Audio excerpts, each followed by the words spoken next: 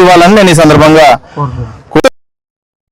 తూర్పుగోదావరి జిల్లా మండపేట నియోజకవర్గంలో 3 లక్షల జనాభాను దృష్టిలో ఉంచుకుని 100 పడకల ప్రభుత్వ ఆసుపత్రి నిర్మాణానికి సహకరించాలని ఎమ్మెల్యే వేగుళ్ల జోగేశ్వరరావు అసెంబ్లీలో ప్రభుత్వాన్ని కోరారు.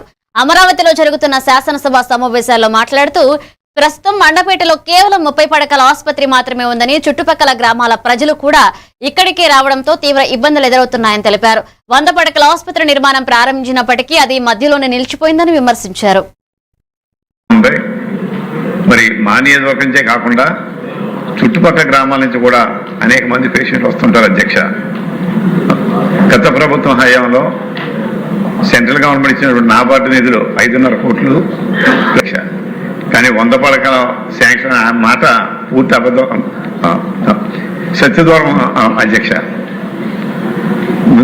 ఈ విషయాలన్నీ కూడా గౌరవ శ్రీ నారా చంద్రబాబు నాయుడు దృష్టికి తీసుకెళ్ళగా ఎన్నికల ముందు మండపేట వచ్చినప్పుడు ఆయన మాత్రం అధికారంలో రాగానే 100 పడకల ఆసుపత్రిని శాంక్షన్ చేస్తానని చెప్పి తెలియజేశారు. అధ్యక్ష, అందుచేత 30 పడకల ఆసుపత్రిని, మా మండపేట ఉన్నటువంటి 30 పడకల ఆసుపత్రిని 100 పడకల ఆసుపత్రిగా శాంక్షన్ చేసి అసంపత్తిగా ఉన్నటువంటి ఆ భవనాలన్నీ పూర్తి చేయించవలసిందిగాను, మరియు